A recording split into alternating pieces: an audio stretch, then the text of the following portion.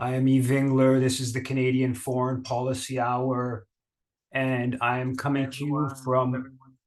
Well, I am E. Vingler. This is the Jojage, which has long been a meeting place of various First Nations, otherwise known as Montreal.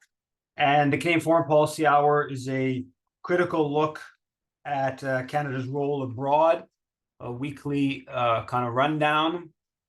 And yeah, hope everyone's doing well. It's, of course, been a wildly warm week in much of the East. Some of the hottest February, early February, mid-February days on record. And number of media outlets reported on how hit a climate. I think the New York Times headline: "Climate hits a milestone that worries researchers above 1.5%." And there's obviously more and more evidence of growing climate disturbances resulting from greenhouse gas emissions emitted by human activity. Jacobin, with, of course, Canada is among the highest per capita emitters in the world. Jacobin published a piece that says that the tar sands, according to a 6-year study, the tar sands has underestimated emissions by between 1,900% and 6,300%, because the companies are the ones that are allowed to report. I, of course, don't know enough to know how credible this is, but this is a peer-reviewed, extensive study that's, if correct, completely astounding, because we already knew the tar sands were incredibly ecologically damaging, but in fact, they may be even worse than we understood. In Pakistan, there was elections. The Canadian government put out a statement that was very vague. It implied that there was some poor electoral practices. But as Tamara Lawrence pointed out, there was no mention that the country's most popular politician, Imran Khan, was jailed even after he was ousted not long ago in what the U.S. Supported, in part, apparently, because of his neutral position on the NATO proxy war. And so the Canadian government statement sort of, it alludes to anti-democratic activities, but doesn't mention Khan being in jail, and his party, which was targeted quite aggressively, ends up doing very well in the elections, which reconfirms that they all had to run as independents, and reconfirms that there is a lot. He's the most popular politician in the country. Canadian Dimension published a piece titled "Canada Joins Peru's President in Mining Push," and basically about how the usurper leader, Dina Boluarte, that took over in a Canadian-backed coup from about, I guess it's about 14 months ago now, that she's been pushing the mining sector, and the Canadian government, Canadian officials, Canadian ambassador have been part of this process, which is we, of course, knew, but it's just further evidence of the Canada pushing mining interests where in Peru, which Canada has lots of Canadian companies with big players there.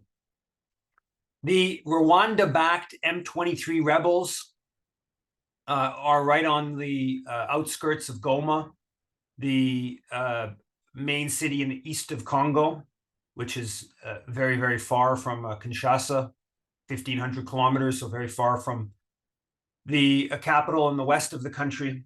And this is just speaks to how this war in eastern Congo now, it's about I guess 2 years that it's the sort of M23 rekindled their war. There was a protest apparently today in Kinshasa targeting Western embassies for their support of Rwanda, which of course is the M23. I mean, it's officially it's a rebel group, but it's really is Rwanda that's behind it. And and there was a report that the Rwanda actually fired a surface-to-air missile recently in eastern Congo.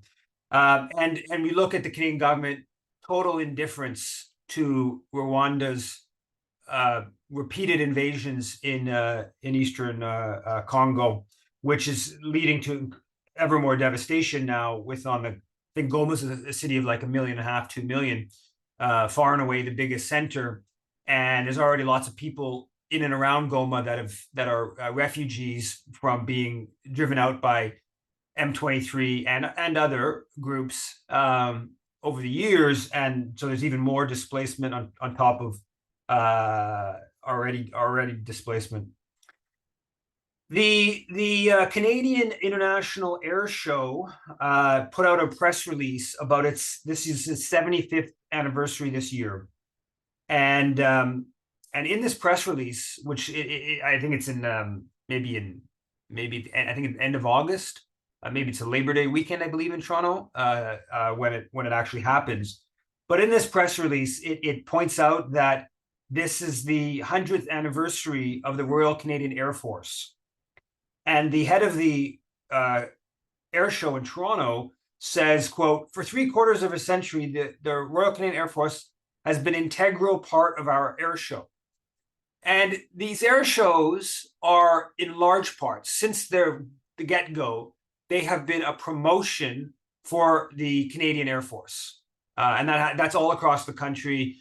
And in the press release talked about the different Canadian Air Force aircraft that will be participating in this year's air show.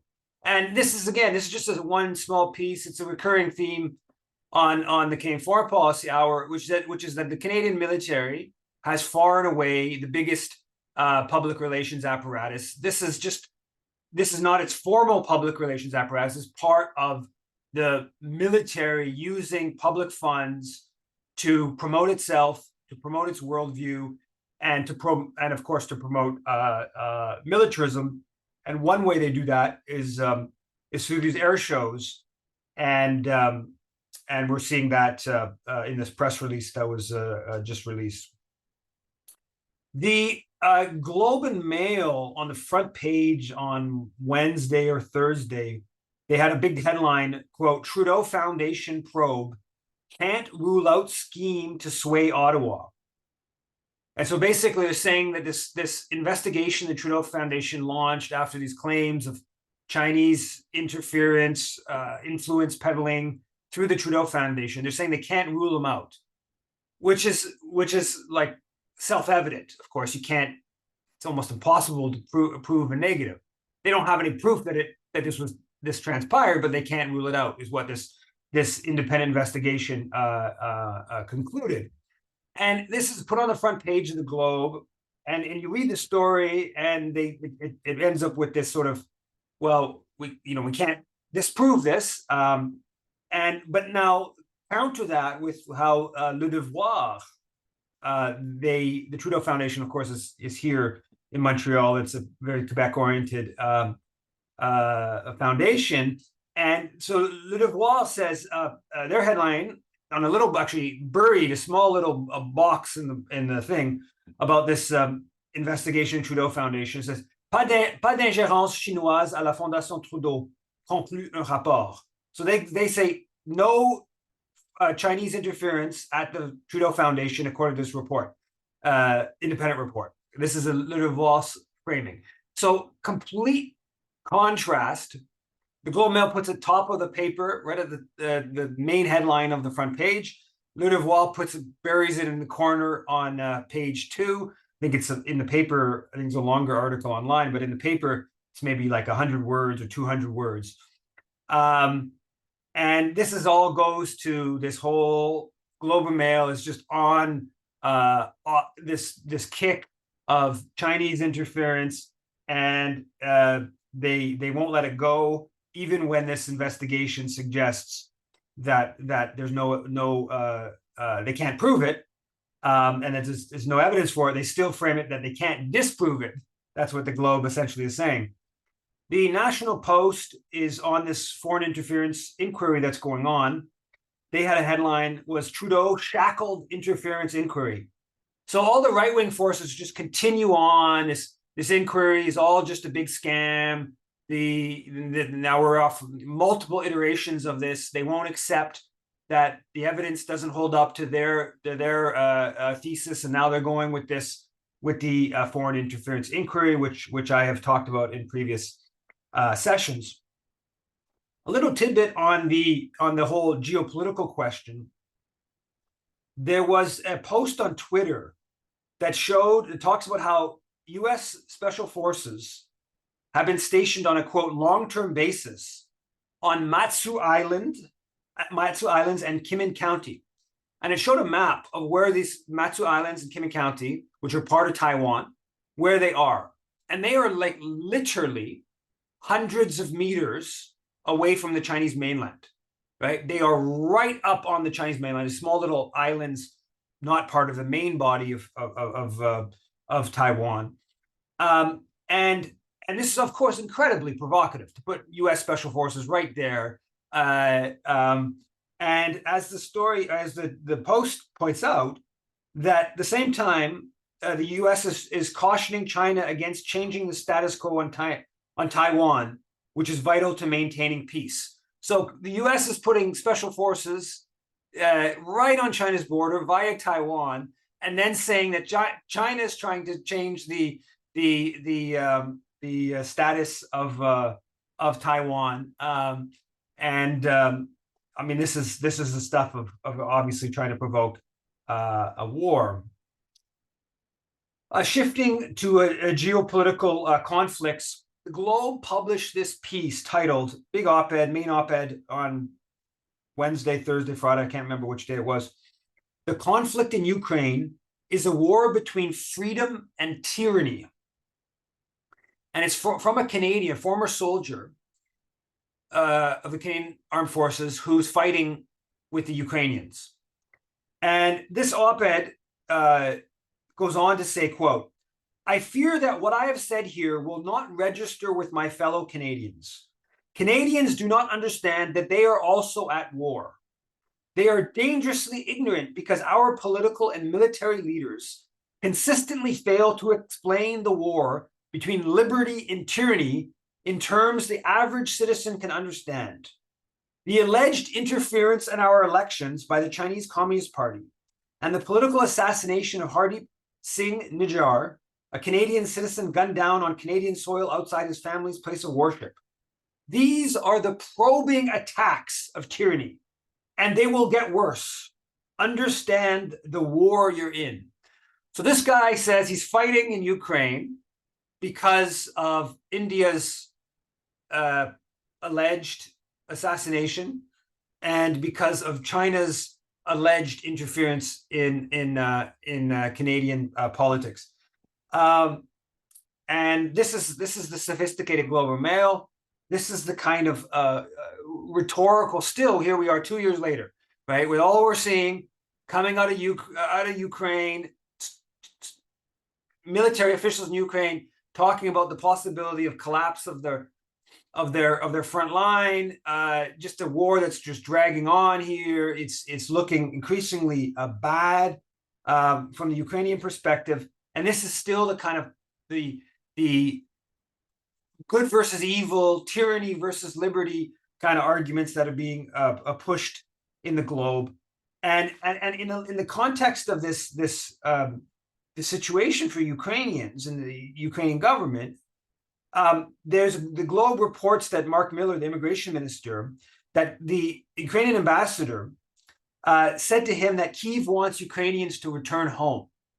So Canada obviously opened the door to hundreds of thousands of Ukrainians, and there's hundreds of thousands more that have the right to come to Canada to get status, and it's unclear. I think that the date on that is coming up in not too long, but the situation in Ukraine probably increases the likelihood that more people will come. But the Ukrainians need people, particularly they need men to fight. And so they don't want these people leaving. And the Miller is kind of caught. He's doing this dance and this this interview, saying that as an ally, we obviously want to listen to what Ukrainians are saying, but we're not going to just kick people out. We're going to keep this sort of open door kind of policy. But so this is just a kind of sign of the situation for the Ukrainian government, where they feel the need to pressure the Canadian government to not be welcoming for those fleeing the country, because they need more people to fight Russia. And of course, all of this is, the long term, the demographic decline in Ukraine is really stark. It's been stark since before the war. It's getting even worse. So there's all kinds of long-term implications here as well. The NDP leader, Jagmeet Singh, tweeted, "Today, every single Canadian MP every single Conservative MP tried to block the Canada-Ukraine Free Trade Agreement, a bill that will ensure more support for the people of Ukraine. Another cruel move from Pierre Poilievre that only helps Putin." So that's still where the NDP is at, kind of echoing the perspective of the Globe Mail op-ed. Now, a poll came out saying growing number of Conservative voters think Canada gives too much support to Ukraine. Poll suggests. That's the headline.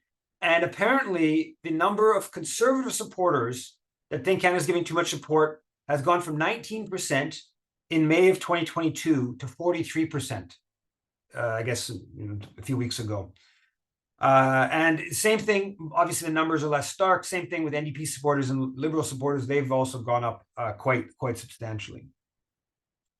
It was also reported that the Yaroslav Hunka, the former SS soldier that was celebrated in the House of Commons a few months ago, that he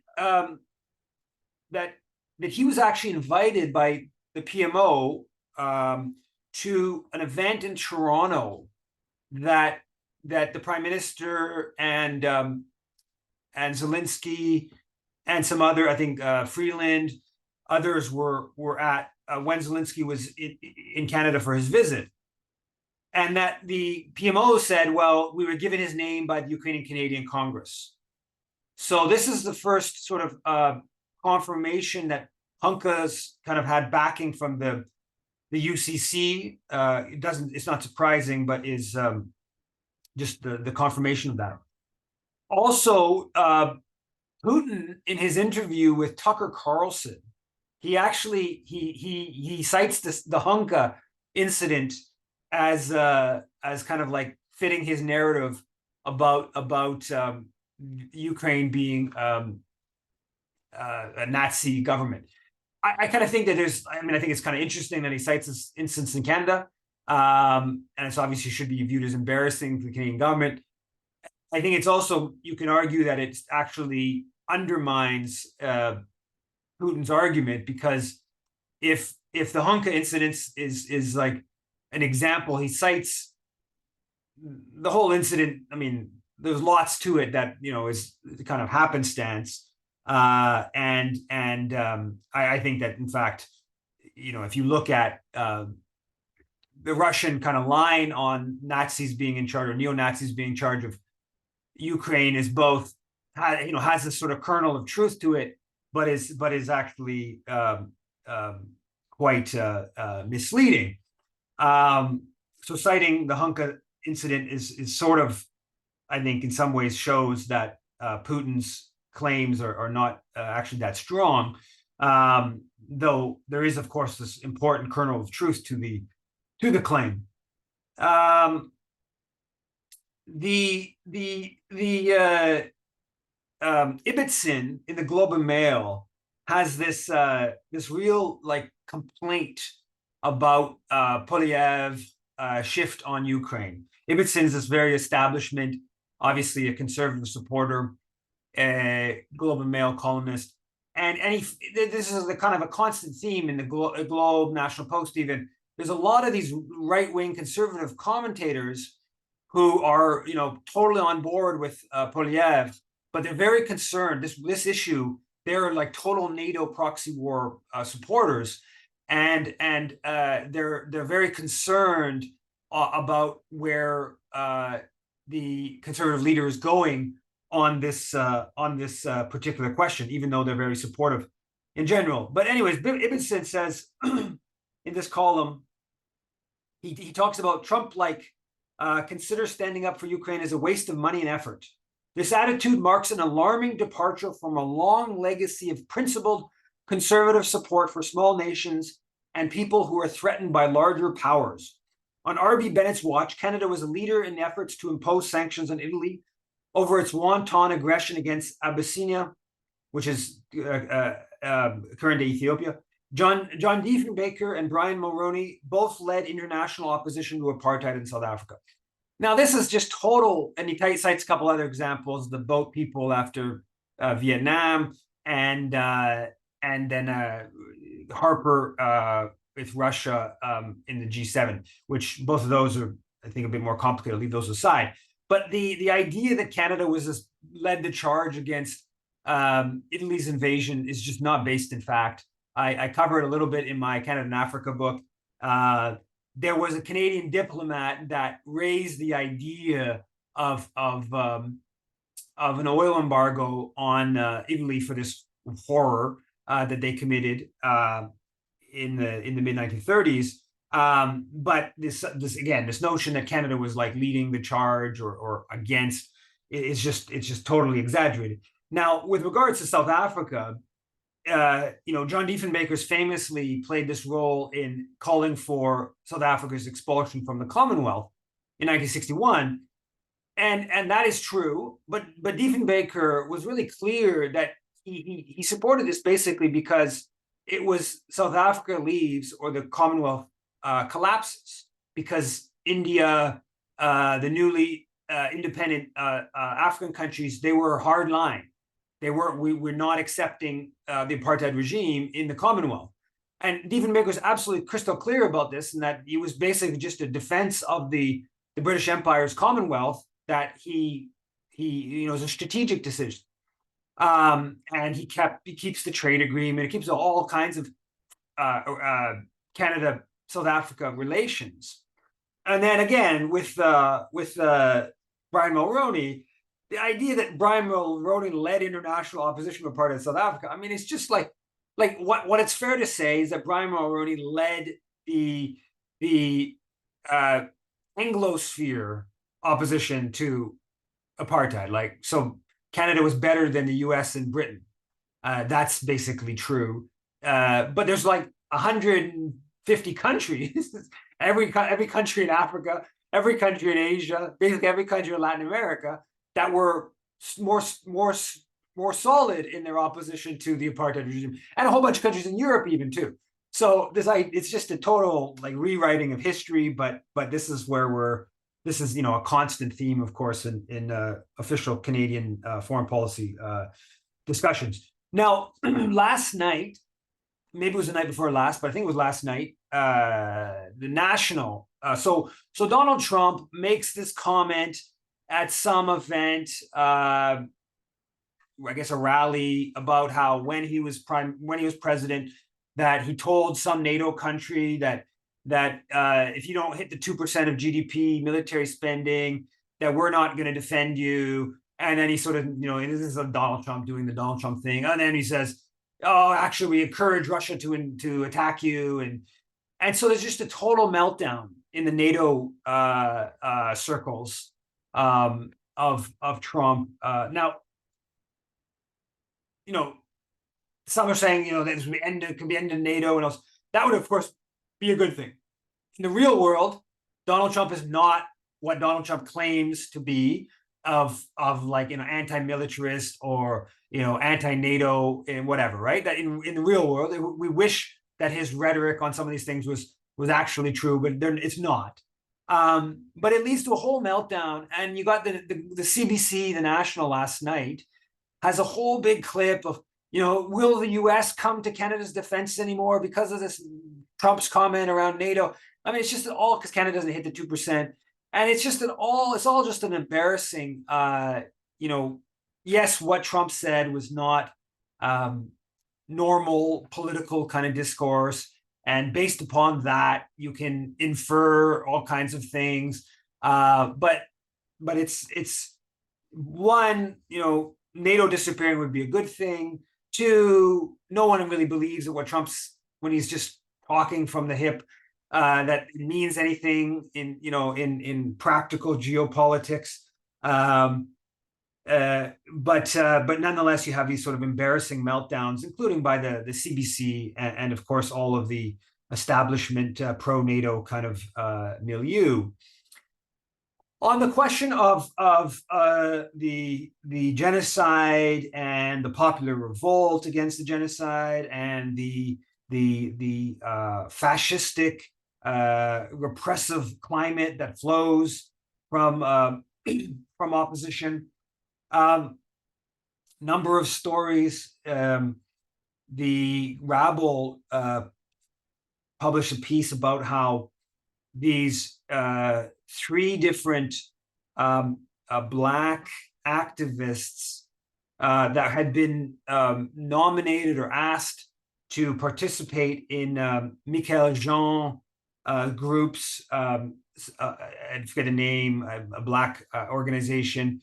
They were going to have they were going to speak with the clerks of the staff of the Supreme Court of Canada, and basically L. Jones, a friend of mine out in Halifax, was one of the three people. She was. They basically, somebody looked at their Twitter feed or their Facebook or whatever and found that they'd criticized Israel, and so because of that, they were turfed from talking to clerks of the Supreme Court of Canada about Black issues. Right? Nothing about Palestine. It was just about I guess sensitivity to white supremacy. I don't know exactly what was supposed to be discussed, but this was a Black focused initiative. Just totally, and if you actually look at what was stated, they actually don't know what they're accused of. Obviously, they kind of infer as anti-Semitic or whatever. But people who look through it, they know nothing on the Twitter feed is anything but clear Palestine solidarity stuff. Nonetheless, I think I might have mentioned this last week, but there was another story about this, about B'nai B'rith, and they're going after these people that gone to the Montreal Agglomeration Council, which is this body of Montreal and some of the other municipalities in the Montreal area, and because 2 months ago, when I asked that mayor of Hampstead about Israel killing Palestinian children, and he said I'd support Israel even if they killed 100,000 Palestinian children, and obviously Hampstead also brought in this bylaw to special fines for anyone who ripped down posters of the people that Hamas had brought into Gaza, Israelis, and they were going to give the money to Israel. So they went to the council back in December and they asked some questions about this being, this pro-Israel, whatever. And then they went again the next month to the agglomeration council and they asked these questions of the mayor of Hampstead. And so B'nai B'rith's gone on into total panic, and they've put out a couple of releases. They've filed two different complaints to this Quebec-wide municipal commission that supposedly oversees, I guess, these types of meetings, saying that the questions were out of order, and the commission has rejected both their complaints. Another story in the Suburban, this hardline Zionist paper in the Anglophone part of Montreal, and another story about this, like B'nai B'rith complaining. But basically, what it boils down to is B'nai B'rith is saying members of the public don't have the right to go and ask questions of elected officials at this agglomeration council because they're Jewish. I mean, that's what they're essentially saying. This is anti-Semitic. They're asking questions because these are Jewish officials. I mean, it's just like totally. They're claiming they're not following the rules and that the questions are out of order because they don't deal with the exact topic or this and that. But the essence of what they're saying is that these politicians are being asked questions about their support for Israel, and this is just outside of bounds. It's just unbelievable. Again, chalk this up to the Zionist forces are leading drivers of fascist ideology in Canada today.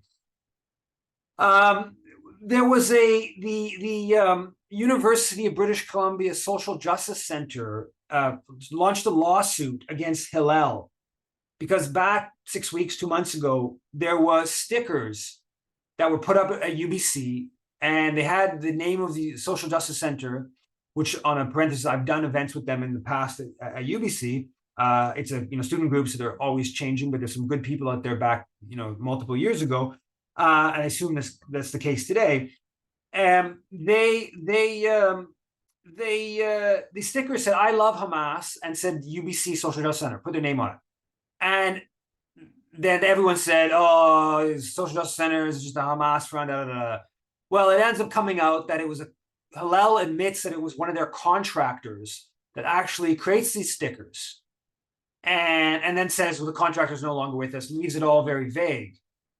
Well, so finally, the Social Justice Center with the National Council of Canadian Muslims sues Hillel because there's been no follow-up. It's all and anyways, in this CBC story about this lawsuit, Hillel responds to say that this lawsuit is wrong because this lawsuit will lead to anti-Semitism. That's essentially their response, is that by highlighting the fact that Hillel is implicated in this smear of the Social Justice Center, that will lead, that will maybe have people have bad opinion of Hillel, and Hillel is a Jewish organization, so therefore it'll lead to more anti-Semitism. This is just sort of like at this point, it's just like everything we don't like is just can be pinned up as or dismissed as anti-Semitism. That's about the state of the discussion. Melanie Joly announced that Canada was going to sanction Hamas a couple of days ago, Hamas officials, which is a very weird play because Hamas is already on Canada's terrorist list, and there's basically no chance that any of these Hamas leaders are coming to Canada, that they are, in any way getting anything, benefiting Canada. So it comes across as just a total PR stunt. But it's where they're at still, of like, we're gonna sanction Hamas for October 7th. So 4 months later, 30,000 Palestinians killed, and they're still in the headspace of we're gonna sanction Hamas officials for October 7th. Something that's probably not going to come to pass, but more relevant politically, though still probably not that relevant. B'nai B'rith began a campaign to call on Canada to list the Houthis, Ansar Allah, as a terrorist entity. And that's following the US, which had delisted Ansar Allah, and now looks like they may be re-enlisting them on a terrorist list. And that's, of course, in response to their opposition to Israel's genocide and their acts of aborting vessels that were Israeli linked or bringing goods to Israel, and that's what's prompted the U.S. to start bombing, and Canada's been backing that. It came out on Saturday, the Maple. Very odd, some odd things coming from Global Affairs Canada, but the Maple confirmed that since in the 2 months after October 7th, Canada basically fast-tracked, but okayed 28.5 million in weapons permits to Israel, which is a big increase, big increase. Because I think the numbers were around 20, I think got up to 25 or 26 in 2001 or 2021 or 2022 of Canadian arms sales to Israel. And then there's a big explosion after October 7th. And the story points out that they were basically fast-tracking the permits. They were taking 4 days. So the government's response to the slaughter was like, how can we hurry these arms permits to Israel up? Which, it's odious, but it's actually not that surprising. And so this is, I think, going to lead to a big This is embarrassing. The Global Affairs Canada apparently contacts the Maple at 5, I think just after 5 o'clock on the Friday, asks if they can have a couple more weeks with this access to information request, and obviously contacting that time of day on a Friday for government is very odd. And they say, the Maple reporter says no, and Alex Kosh, and then they gets these documents. It's very odd. So basically, a couple of days before that, Jolie and Canada's international development minister, they had both basically said that Canada doesn't provide any weapons, doesn't sell any weapons to Israel, which was a ridiculous comment, totally absurd, that we knew already. But now these documents are just further confirming that, in fact, Global Affairs Canada has been like ramping up the permits for weapons in recent months.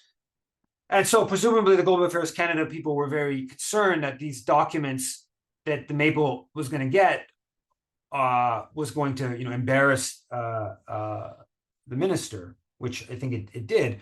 Today, I just saw the CJPME saying that the Foreign Affairs Committee has demanded a full assessment, I think going back to 2006, of all arms permits to Israel. So the pressure is ramping up on the Trudeau government to bring in some sort of arms embargo. So Spain and Belgium in recent days both have announced they were ending arms shipments to Israel to comply with the International Court of Justice ruling. The court today, this is also breaking, a Dutch court suspended the components that are built for the F-35 in the Netherlands. The court said they can't send those to support to Israel. Nicaragua, a few days ago, I don't remember if this was, I don't think I mentioned this last week. I don't remember what exact date this happened. But a few days ago, Nicaragua announced that they were going to take Canada, Germany, Netherlands, and UK to the International Court of Justice for their complicity in Israel's genocide, but principally because of the arms shipments, but also some other supports that Canada's been and other countries have been given. So Melanie Joly this week, or a couple of days ago, actually responds. Somebody, I guess a journalist, asked her about Nicaragua's case. That surprised me. And she just brushed it off as it's just their own propaganda, said Melanie Joly in response to Nicaragua threatening to take Canada to the ICJ over its support for Israel genocide. So that's an interesting development to see where that goes with holding Canada accountable. Gonna play a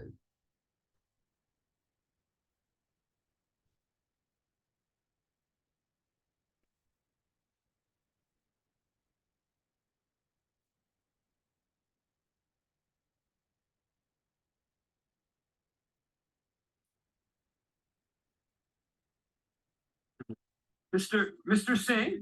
Singh, can I ask you a quick question? Do you agree with South Africa's case that Israel's committing genocide? Mr. Singh, you don't want to answer the question? You can't answer the question, Mr. Singh? Is Israel committing genocide, Mr. Singh? I'm just asking a question. Do you agree with South Africa that Israel's committing genocide? Mr. Singh, can I ask you a quick question? Do you agree with South Africa's case that Israel's committing genocide? So, and then that was asking.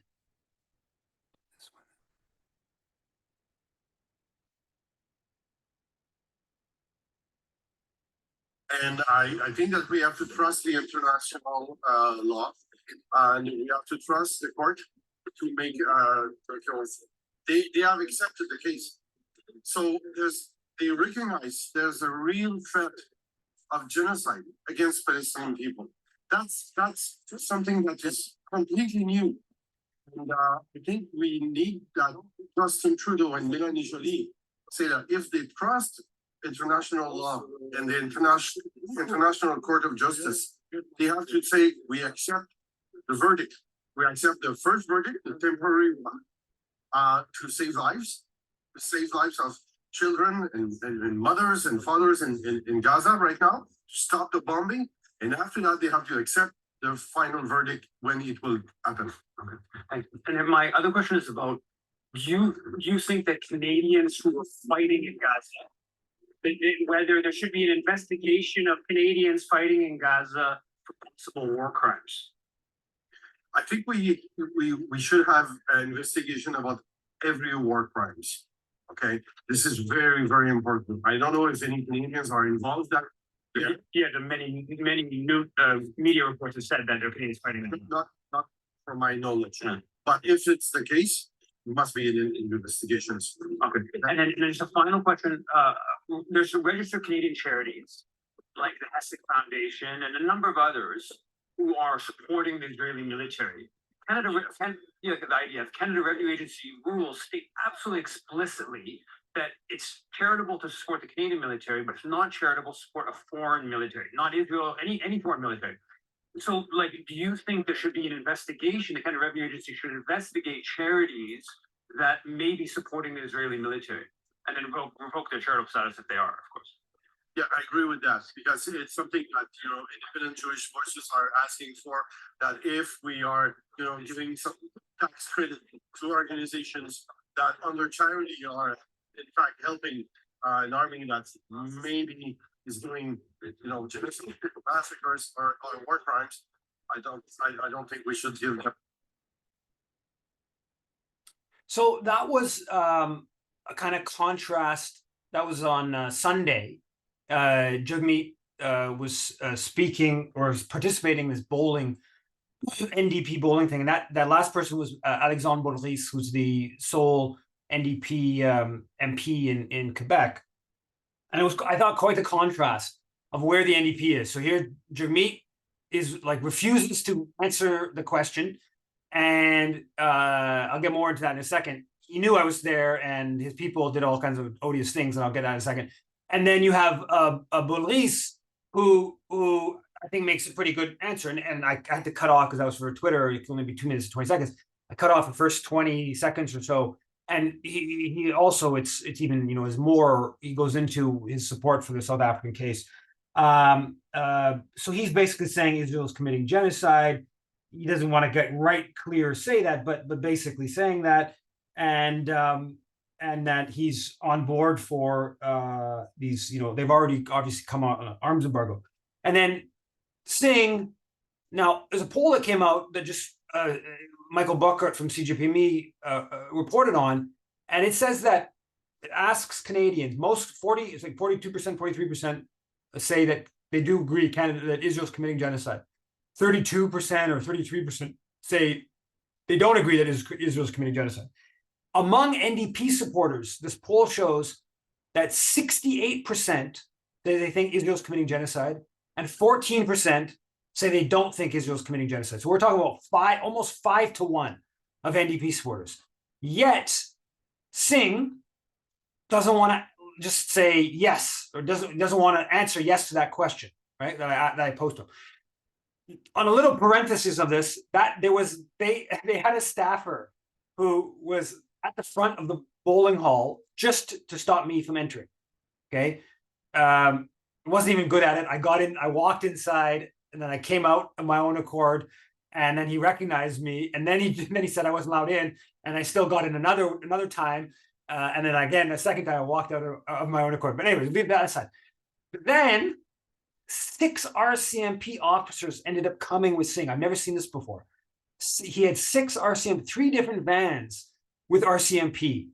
And this one RCMP officer basically tries to push. First of all, they tell me I'm not allowed into the bowling hall. But at this point, I didn't even want to be in the bowling hall. I just want to ask him a question outside. I told the NDP flack, I'll tell you what my question is. Give me 45 seconds with Jagmeet. I was going to ask the exact same questions I asked of Alexandre Boulris, which is like 10 minutes before the RCMP comes, and RCMP tries to push me away, knock my camera, and actually knock my video off, almost knocks it to the ground, and totally out of proportion. That's just the logic of the RCMP. But that's on, in my opinion, that's on Singh, because if he's going to have 6 RCMP with him when he's going around, he has to rein them in to make absolutely certain that they're not going to act as like total thugs to block questions. I mean, maybe there's some threat to his life or something, I don't know. All of the RCMP officers, of course, they know who I am, they know my name, they know that I'm not any threat to Singh. But nonetheless, so I thought that was kind of the contrast, and this is kind of like where the NDP's at. They're just like all over. They can't. They're not. They just unable to say, okay, Israel's committing genocide, Canada's complicit, and we're going to work to end that. They'll go one this way, this way, this way. They're still in this headspace of like, we're trying to please the Israel lobby. We're trying to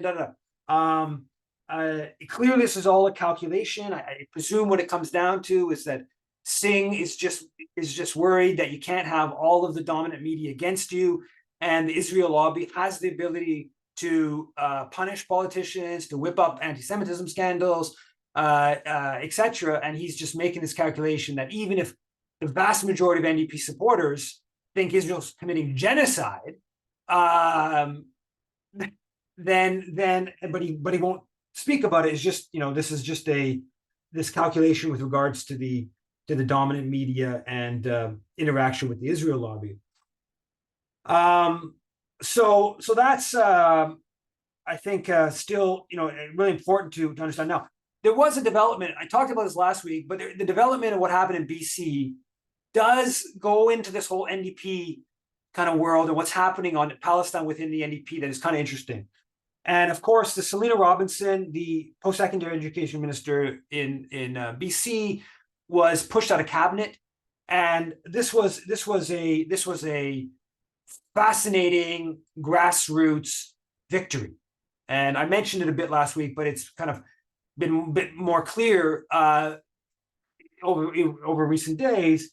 And basically, I'm not going to get into what she did. I presume most of you are aware, but made these really anti-Palestinian comments, interfered to try to fire a pro-Palestinian professor at a college, and she was ousted. What was very unique about how she was ousted is that the opposition parties did not in any way join the fray. There's like one Green MP or MLA, provincial legislator member, that came out basically calling for the minister. Didn't even call, I don't think directly, but wrote a statement criticizing her.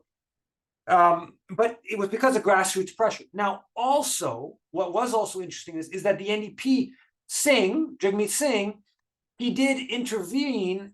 He put out a statement on Instagram. Fascinating thing. On Instagram, not on his Twitter, on his Instagram, saying that, criticizing Selena Robinson, and Matthew Green, other federal NDP MP, put out a statement criticizing Selena Robinson, which contributed to why the BC NDP premier finally turfed her. So there was this grassroots campaign that succeeded. Now, the Israel lobby's pushback has been pretty pathetic, in my opinion. They haven't been able to really muster up too much of a pushback. This is a bit surprising. So that's also, I think, interesting. And so some of those dynamics. Now, conversely, you see with regards to Singh and the NDP and what I'm saying, when they're kind of all over the place on this Palestine. So there's after this minister Robinson is the night, I guess, that she's asked, kicked out of the cabinet. There's people in her riding association that go and basically put up a bunch of pro-Palestinian posters and put messages in chalk on the sidewalk in front of her office. And there's like 15 different messages, none of them which I disagree with. One or two of them that I think you're probably weren't the right messages to put in the context, but nonetheless, all totally fine political messages. And Jagmeet, and it's framed as a hate incident. So the premier of BC calls it a hate incident, and the Singh is only tweet. So he puts out an Instagram post criticizing the minister, but nothing on Twitter. But then on Twitter, he puts a statement criticizing, putting up of these posters on the minister who's been asked to, Robinson, who's been forced out of cabinet, to calling this a hate incident. In fact, the equipment police go to the office and they took it all down. So they put these posters up and filmed it, did a little thing, and then took it all down. So they didn't even, and they actually apparently washed off the chalk and everything. So there was like highly respectful.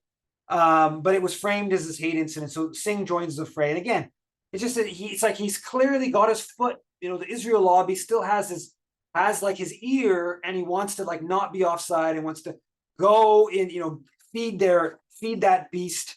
So that's I think part of it. Now, one person pointed out on Twitter, probably correctly, that this is the first time a politician in North America has lost their position on account of Nakba denialism. Selena Robinson, the BC post-education minister. I think it's, as far as I know, first minister in Canada or politician that's been ousted, certainly minister for anti-Palestinian policy. So that's interesting. So it's a big development, I think. Where I've gone on for way too long. I had a little bit more I was going to talk about, but I think I'll just leave it at that.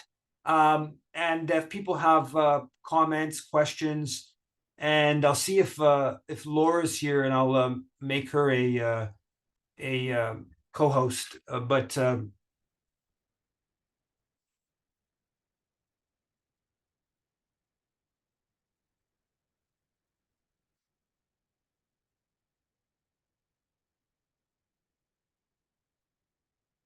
So you should be a co-host now, and if there's anybody has any comments or questions, go ahead. Go ahead, Elizabeth. Okay, good evening. I saw two, the first time I was kind of horrified. The second time I was aghast about the two separate demonstrations, like almost weeks apart, on the Toronto police force.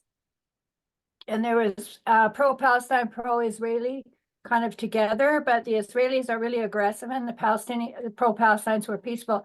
And the police, it was a large demonstration, of course, it's Toronto, and they knocked this woman down. She was older, and she tried to get up and they kept knocking her down. And then other young men came in, other women, to help her, and the police were knocking and kicking them. But the second one I saw just not too many days ago, it was a really big one. And what they showed was these police had surrounded this person, and they just looked like the Israeli army. They were kicking her, and every time they tried to get up this person, they were kicking, and all the demonstrators or the police were standing, making them stand, but they were all standing and nobody was moving. And then it cut it out. And that is totally fascist, the way they were doing it. Like, I have never in my life seen anything like what I saw there in Toronto. And what has happened is, I had heard on a post or something that the police, the reason they are more violent now is because they've been brought in from Israel, trained by Israel, brought into Israel, and this is how you treat people in a peaceful protest, because they don't want you out there in their protest. They don't want you protesting. But I didn't hear it on the news. I mean, it was live footage, and it was disgusting. It just, so terrible. Oh, okay. Yeah, I mean, I would, as somebody who participated in demonstrations around the anti-corporate globalization movement, and then 2012 the student strike here in Quebec, and then 2015, the police repression is not, it's not a new thing. I mean, obviously there's a whole history of, what the RCMP was created to do, which was to suppress the Métis revolt, indigenous revolt on the prairies. So this is not, a new thing, or just, exported from Israel. I think it's absolutely clear cut that the Israel lobby and Zionist forces in Canada have been just pushing aggressively in recent months for the police to clamp down on protests, and that's what you're talking about is almost certainly a response to Israel lobby groups' pressure, and these liberal MPs who are themselves saying that these protests are illegitimate. Yeah, that's where that flows, and you see some of that in Ottawa. The whole business of these ticketing of people that's taking place. The Tyee published a story about, I think might have mentioned this last week. I'm not sure, but it was about a week ago. They published it about the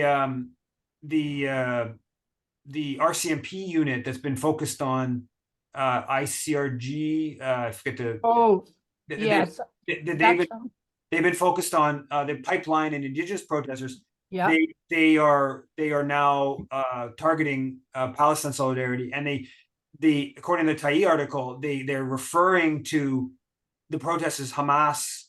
So they actually have a budget line of $11,000 for what this RCMP unit calls the Hamas Day of Action. So they're totally participating in this sort of demonization of the protesters as just Hamas, whatever. Right. So that kind of stuff is obviously flows out of the Israel lobby and the establishment more generally position on all this stuff, and the pro-Israel groups have been coming out very clearly, lobbying for increased police spending. That's been going on the last couple of weeks. CJ, B'nai B'rith, Toronto and Montreal have come out very explicitly on that for more policing here in Quebec. They're calling on allowing security guards to have at schools be armed, to have guns, change the legislation provincially around that. So there's no doubt that there's a real push. Those who are proponents of the genocide are pushing for aggressive kind of policing actions. Hey, Alan, you're up. Yeah, I just wanted to bring to the attention of people. I just picked up last week a book, The 100 Years War on Palestine by Rashid Khalidi last week.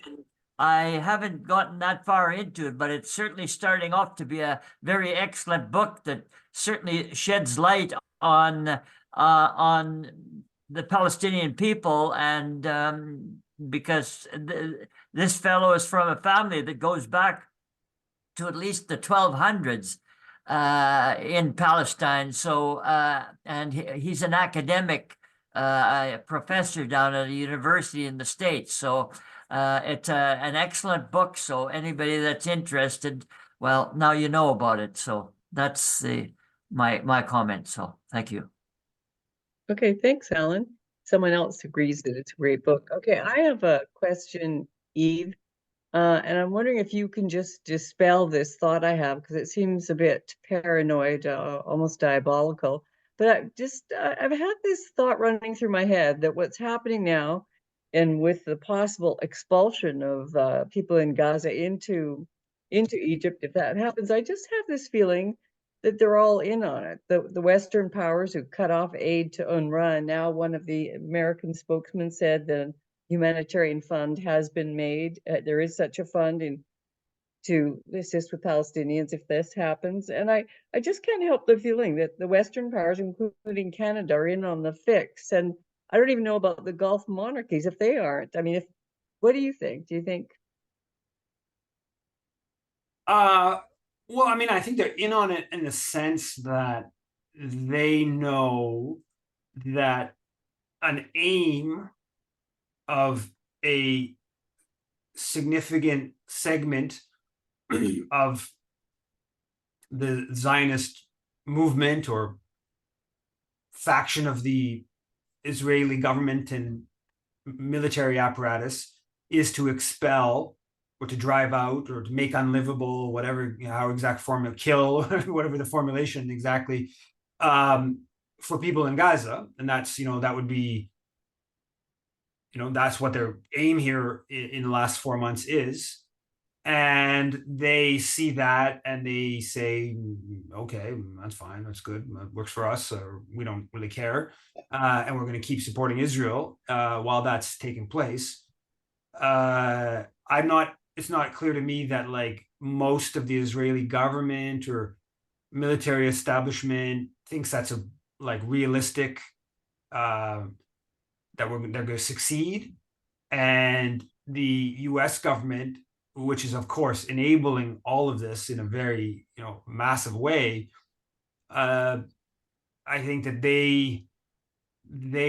I don't think they have some big problem with Palestinians being ethnically cleansed or genocided or driven out or whatever.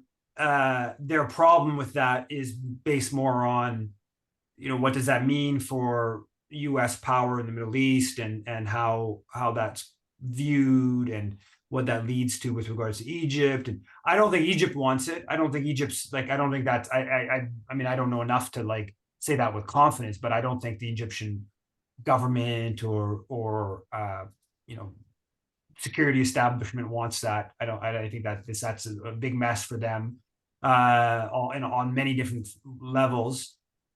And I think that I don't think the Saudi leadership wants it either, because the Saudi leadership knows that people in Saudi Arabia, what that leads to is just total hostility towards the U.S. and it just makes it's not good. I don't think the Saudi leadership cares in any sort of right, but in a moral level or whatever. But I don't think it stokes instability in the region, and it strengthens the hand of Iran, it strengthens the hand of Hezbollah, it strengthens the hand of the Houthis or Ansar Allah. I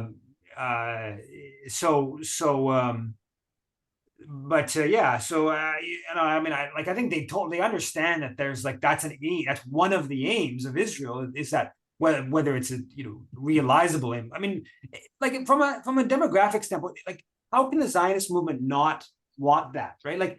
The Zionist movement has always been about as much Palestinian land with as few Palestinians as possible, and the whole thing about how there's as many Palestinians in the Israel and the occupied territories as there are Jews. Obviously that's a demographic problem for Zionism. Obviously, if you want a Jewish state and there's fewer Jews, I mean, not in the area, that's obviously not a good thing. So if you could drive out 2 million non-Jews, obviously that would be a good thing. The calculation, and that goes into pretty liberal Zion. If you're a liberal Zionist, you kind of have to agree with that too. I mean, quite frankly, you might not like what it would take to do that, but if it could be done and it's just sort of done, well, that's obviously a good thing. I mean, just that seems pretty self-evident to me. And that, that's why that's why the Nakba and the expulsion in 47 and 48, all that seems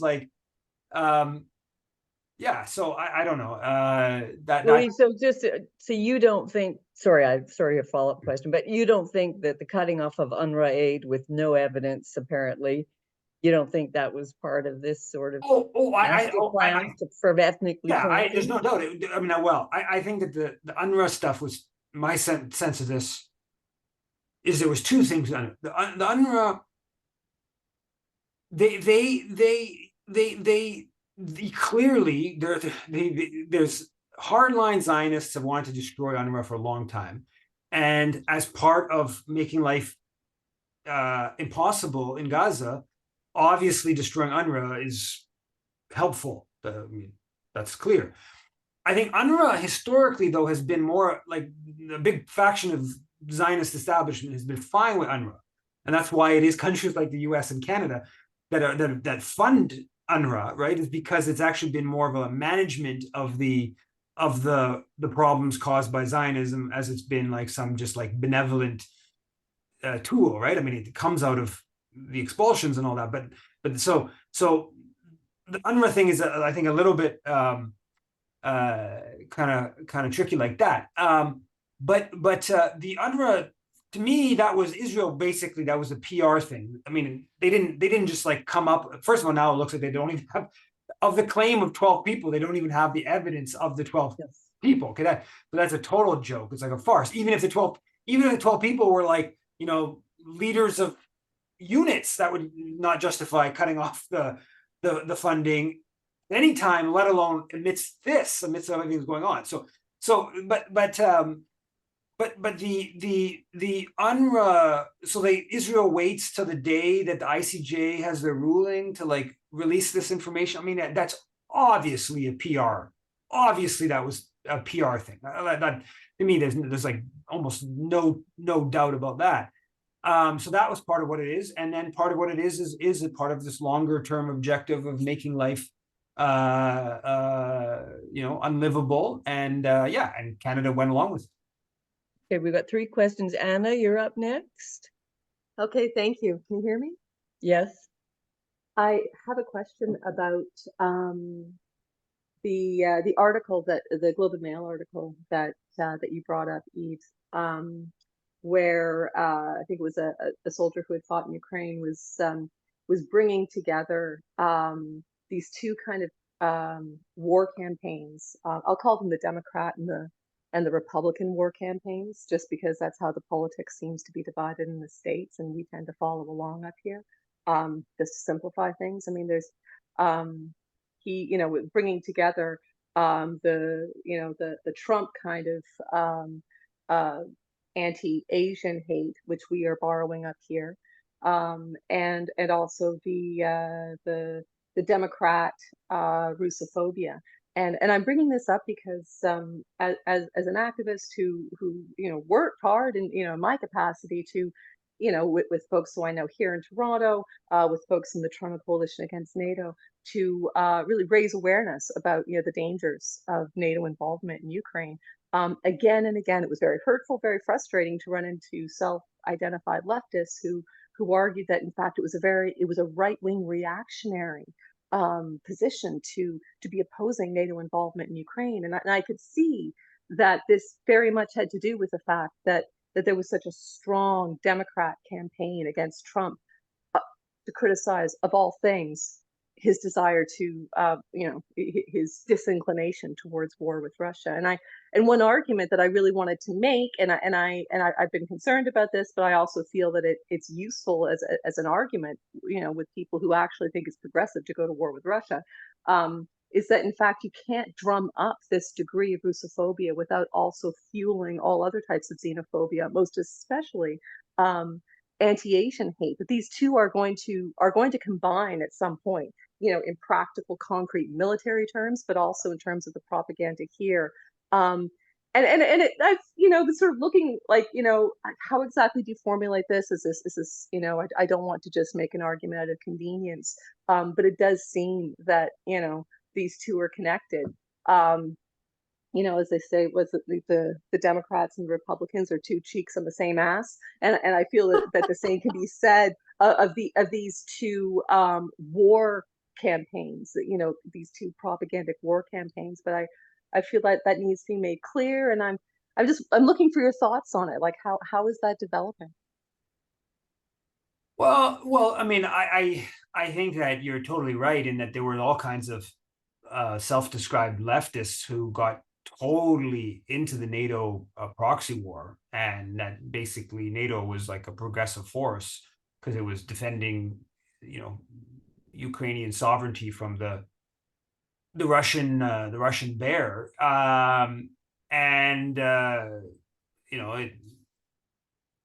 they basically went out of their way to deny the role NATO played in creating the conditions that led to this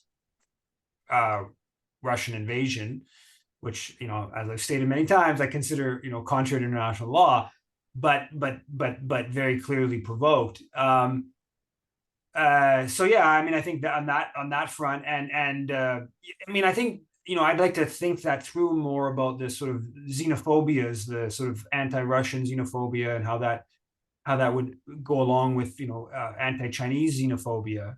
There does seem to be some segment of kind of maybe going a bit of counter to that, some segment of the Republican kind of world, like a Tucker Carlson world, that seems to think of like Russia as like this like white country that we don't want to be in conflict with, because we should be focusing more on conflict with the Chinese, the Asians and China, whatever kind of language they sort of use. But yeah, and obviously the Russiagate kind of what craziness that claim that Donald Trump was just put into place because of Russia is part of what enabled all these sort of leftish kind of world, liberal kind of world to go along with this NATO kind of policy. But yeah, I'd like to think through. I mean, at the macro level of like irrational xenophobia, or I guess in some sense all xenophobia would be irrational, but xenophobias and stoking xenophobias, does that lead to other that type of thinking? That on the surface of it kind of makes sense, but I'd like to think through a bit more of how that exactly operationalizes, I guess. Okay, Yuri, you're up next. Thank you. Wanted to ask Eva, do you know if there's any action going on in Canada to try to free Julian Assange? And I was just trying to find a link that's Canadian Voice of Women for Peace. They're doing some online events where they're going to show the film Ithaca on the efforts to free Julian Assange. And yeah, and I just was curious. What's the Canadian left doing in trying to free Assange? Yeah, I don't know that much. Actually, I know that there was a request recently, should probably follow up on, about doing a Canadian-focused event with Assange's wife. But I don't think the Canadian angle is that strong. But I know there's some people. Can't think of any groups in Canada working on the issue, but I know that there are many Canadians who've been working with kind of U.S. or other country-based groups on the issue. But certainly when like the Canadian government, they have a whole journalism, what do they call it exactly?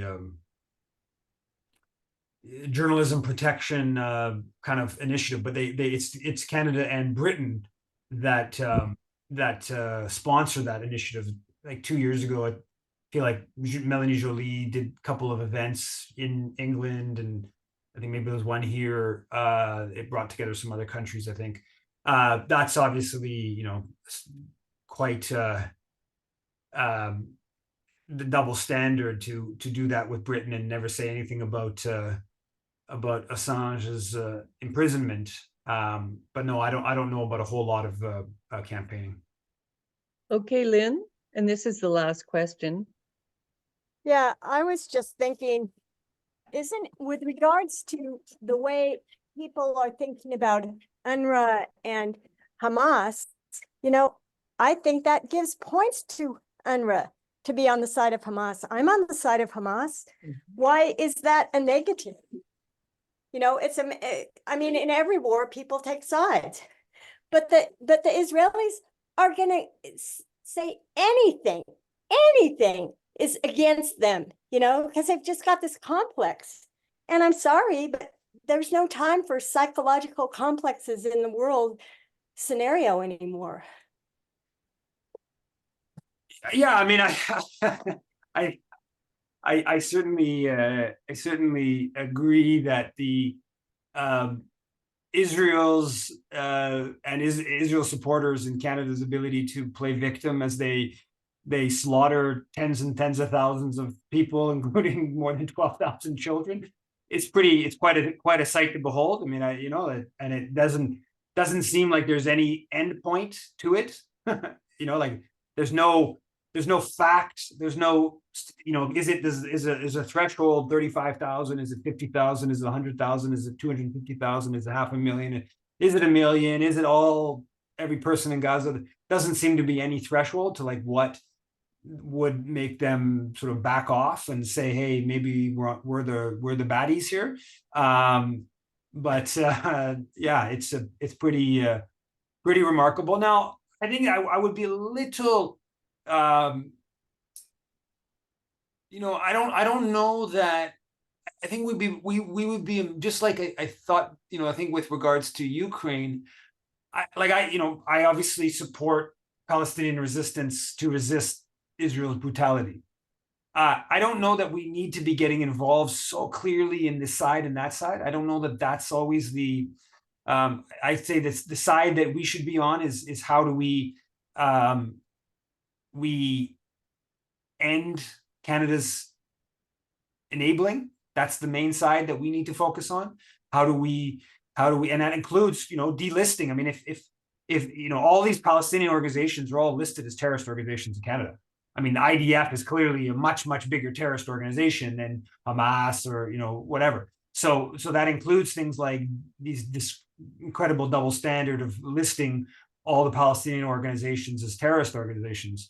That is one way Canada contributes to killing Palestinians, which would be very clear about that. That is one that enables Israel to get away with what it's doing. But I don't think this, I wouldn't, even with Haiti, like in the coup in 2004, like Jean-Bertrand Aristide is like if you look at it like historically, he goes down as a figure of, put in by the most downtrodden, put in by, clearly always the most popular politician in Haitian history, hated by the wealthy, hated by the foreigners, tried everything he could do to make transformation in a non-violent way, in a participatory way, all this kind of stuff. I still personally, I'm not Haitian. I don't really feel like I need to be like, I'm like, I don't think I need to be into like, I'm, an Aristidist or whatever. I need to be in that, like, I'm going to do what I can to stop the Canadian government from making, be it Haitians or Aristide or whatever, that them being able to do what they need to and want to do to change their country. So the formulation of getting involved, and the same thing, I felt the same way about lots of stuff with Ukraine. Like if someone from a different direction, I always found it so weird with some Canadians who got in the headspace that they were at war, and so I don't know. That to me is that we're better to orient our politics around Canada and stopping Canada from contributing to the slaughter of Palestinians, rather than getting involved in just like there's a Hamas and an Israel side, and I'm on the Hamas side. That would be how I would. Well, by definition, UNRWA is on the Hamas side. Of course they are. They're on the Palestinian side. They're working for the Palestinians. That's all. And it's like, in a way, I don't like UNRWA because you know what? They're enabling the war to take place. If they just let people be slaughtered, then the world would come faster and say, stop. Mm-hmm. You've got a military industrial complex killing people and then fixing them up. It's like utterly ridiculous in a way. Okay, so I just want to point out, Eve, it's 18 minutes it's after 7. I think maybe we have to head out unless you want to say anything more. No. Thanks everyone. Okay, thanks everyone. Bye. Same place, same room. Take care. Thanks, Steve. Thanks.